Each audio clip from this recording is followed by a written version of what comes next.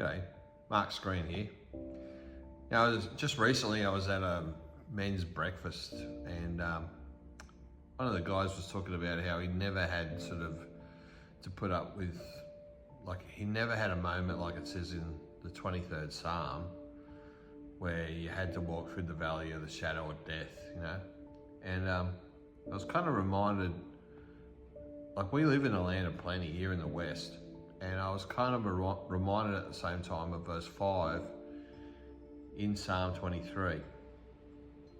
And Psalm 23 verse 5 says, you have prepared a table before me in the presence of my enemies. You anoint my head with oil and my cup overflows. So probably about three things I want to cover here is that if you read that, God has already prepared things that we need in advance. And I actually personally think that God has let it happen that people like me and our, people I live with in the West to be plentiful. He has a plan for everyone's life, but He's resourced us in a way that works on us, but it's meant to be a blessing to others. And in the fact that He has this promise here, He knows what we're going to need, what capacity for what He thinks we are meant to do.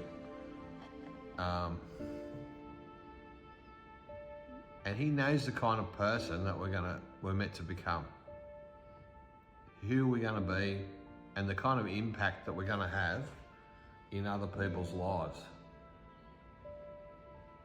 Now, it's inevitable if you decide to go and put your faith in God that you'll have opposition. Anybody who makes a commitment to something always has some form of opposition. But when we pledge allegiance to God, well, there is one plain enemy of God, that's Satan. And he's not going to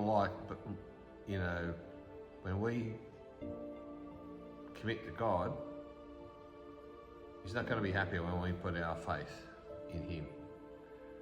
And in the Christian sense, put our faith in Him through Jesus. But God, according to the Bible, created us through Jesus, and He let Jesus come into this world to be a sacrifice for the one thing that separates us from God, which is sin. And then when Jesus had lived His life here 2,000 years ago, went back to heaven, He poured out His Spirit, the Holy Spirit, on the world, which is a promise that He made through the prophet Joel that we see if you read Joel 2, we see that promise that He was going to pour out His Spirit on all men, or all mankind,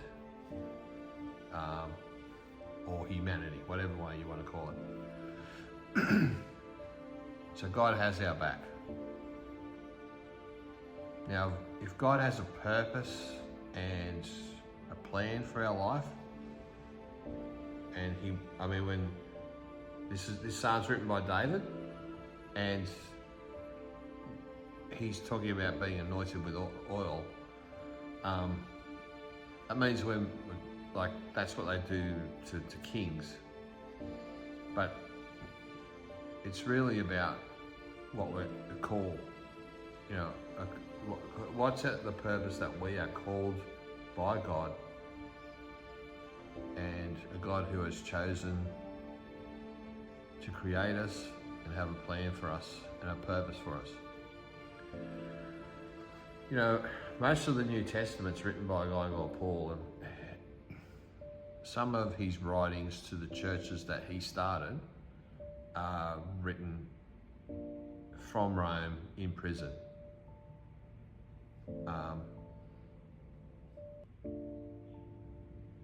Now, I don't know when Ephesians was written, but he says here in the letter he wrote to the church in Ephesus that we know in the Bible as the book of Ephesians. Ephesians 4 verse 1. It says, "As a prisoner for the Lord, I urge you to live a life worthy of the calling that you have received." So if we commit to God and we keep walking every day with God, and we listen to God, we're gonna hear what He's planned for our life, that He's already prepared, like the meal before, prepared in the presence of our enemies, like David had written.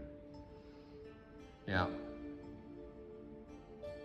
I mean, when you look at Paul, when he went to Ephesus, he was actually given 2 commands. Talk to the Jewish people so they could talk about God and Jesus. When they reneged on that deal,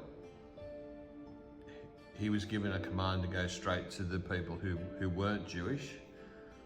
And in Ephesus, after about 3 months, he spoke, he rented a hall called the Hall of Tyrannus and spoke about the things of God for nearly 2 years.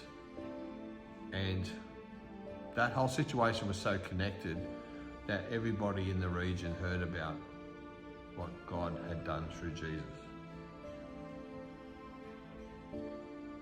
And so, God involves us in ministering to others. He wants us to be part of the plan, part of the solution, and that is to restore what's been lost. The connection that was broken at the Garden of Eden, and He wants us to be connected with Him for eternity. So He's going to work on all of us at the same time. He'll be doing something in you, something in your friends, but it'll all be connected. Somebody else's weakness will be where He can transform them and you at the same time. He knows what we're capable of. He prepares us. Sometimes our hardship are just hard training in order to have the capacity and the capability, the spiritual maturity to be a blessing to other people. So, even though this is a broad concept, our calling, if we listen to God day by day, will have great detail. And we'll see time and time again how God has worked in our life. Now, as we work that out, I want to pose this question to you. Who asks you questions about Christianity and about the Bible? It may not actually be people at church. It may be people at your work. That's what my experience is, that people in my sport and people at my work, they're the ones who have actually asked me biblical questions. And we can't lose sight of these opportunities that don't look like opportunities. But as we make choices in that's going to dictate where we work, where we live, all kinds of things. That might cost us something. Any great commitment costs something. And it's actually a price worth paying, because we get the benefit of the person that we're meant to be.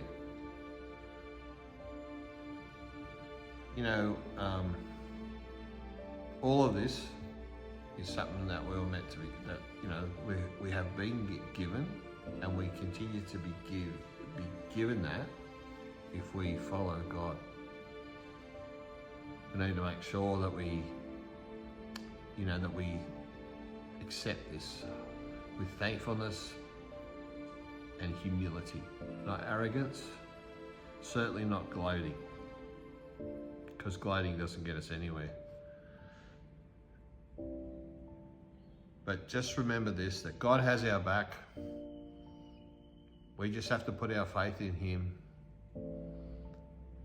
Trust Him through the times of waiting, And remember that we're meant to, all this is meant to strengthen us, not weaken us. It's meant to build us in the capacity we need for the next season. As I leave you today, I want you to think about what your calling is, what the detail is, what opportunities are going to lie in front of you, and what's the cost. And I know the cost will be worth it. I look forward to seeing what God has, has in store for all of us. Think on these things and let Him guide your life. We'll see you in the next video.